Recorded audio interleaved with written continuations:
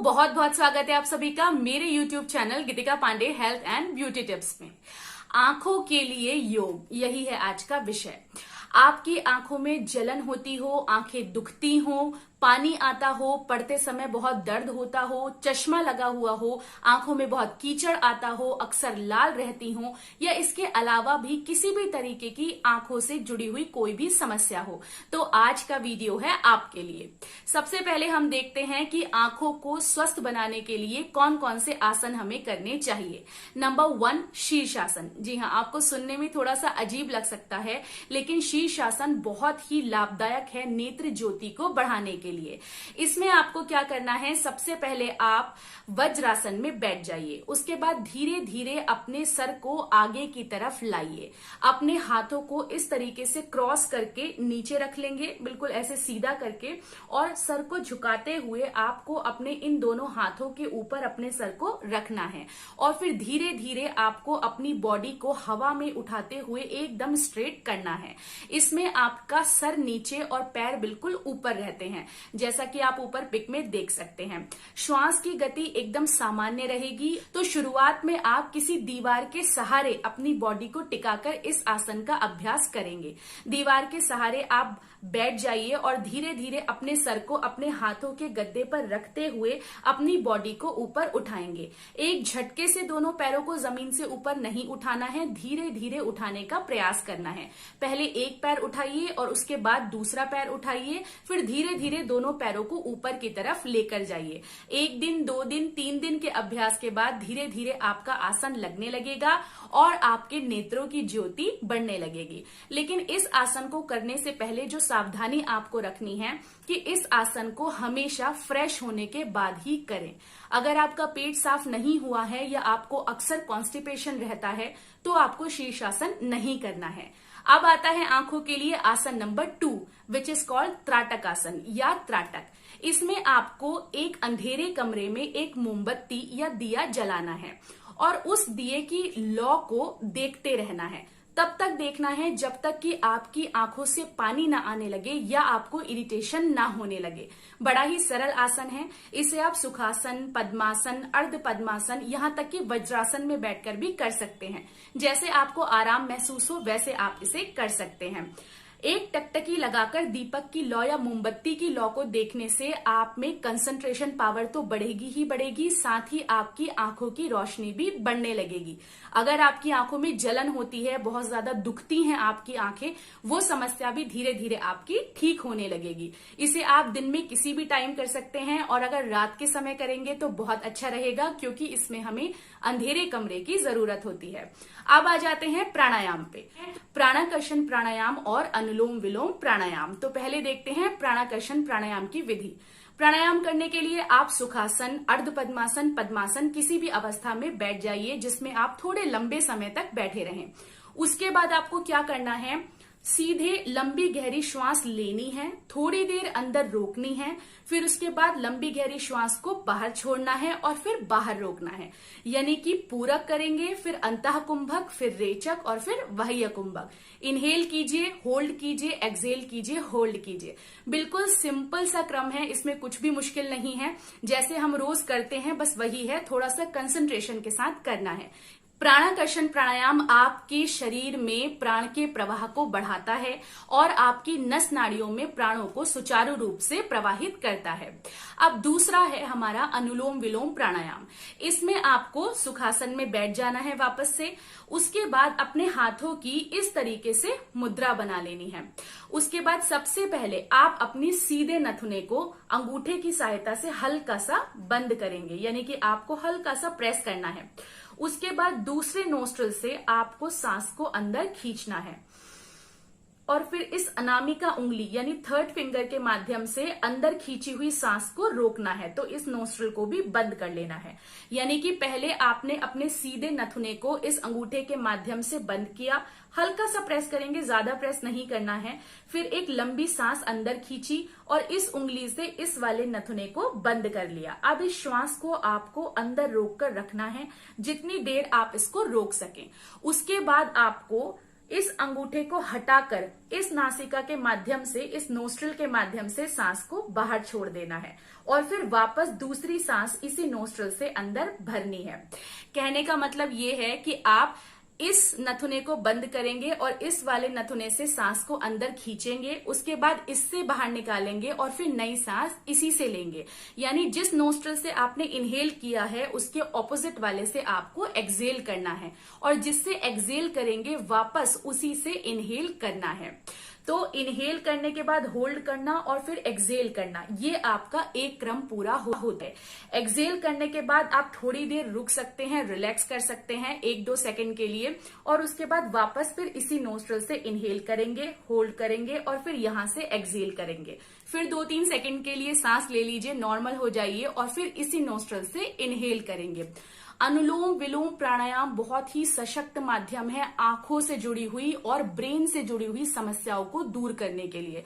अगर आप इस प्राणायाम का अभ्यास 15 दिन तक अच्छी तरह से कर ले तो आपकी नेत्रों से जुड़ी हुई बहुत सारी समस्याएं सॉल्व हो जाएंगी और 3 से 4 महीने तक लगातार अच्छे से इसका अभ्यास करने से बहुत साल पुराना चश्मा भी आपका हट सकता है।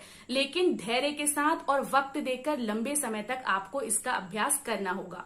दोनों ही प्राणायाम आप दिन में 10 से 15 मिनट तक करिए। सुबह सुबह का या शाम का टाइम अच्छा होता है आसन और प्राणायाम करने के लिए, खुली जगह पर करें।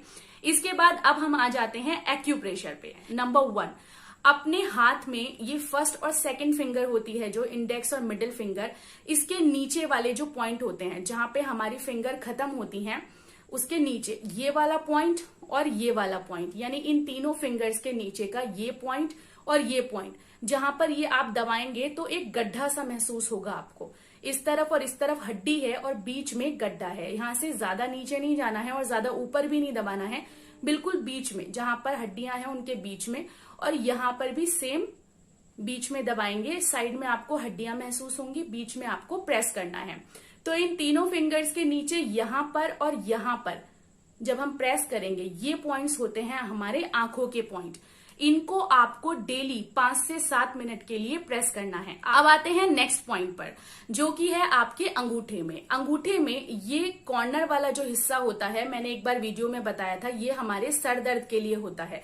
बिल्कुल इसके पास में चलेंगे तो यहाँ पर एक्यूप्रेशर के हिसाब से आपकी आंखें मानी जाती हैं। यानी ये जो कॉर्नर वाला पॉइंट है, ये दोनों पॉइंट आपकी आंखें मानी जाती हैं। तो आपको इन्हीं को हल्के हल्के इस तरीके से प्रेस करना है। शायद इसमें ठीक से दिख नहीं पा रहा है पर मैं ये जहां पे आपके नाखून के किनारे खत्म होते हैं इसी की सीध में आप थोड़ा आगे आएंगे तो ये जो 2 पॉइंट होते हैं बस यही कॉर्नर में आपको इस तरीके से प्रेस करना है। अब उसके बाद आ जाते हैं अंतिम पॉइंट पर जो इन सब पॉइंट्स में सुपर डुपर पॉइंट है। इसमें आपको आना है आपकी आईब्रो के पास। आईब्रो में जहां से आपकी आईब्रो स्टार्ट होती है इस पॉइंट को आप हल्के हल्के प्रेस करेंगे। उसके बाद बिल्कुल बीच वाला पॉइंट जो आपकी आईब्रो का एकदम बीच वाला पॉइंट है इसको आपको धीरे धीरे प्रेस करना है। और उसके बाद लास्ट वाला पॉइंट जहां आपकी आईब्रो खत्म होती है।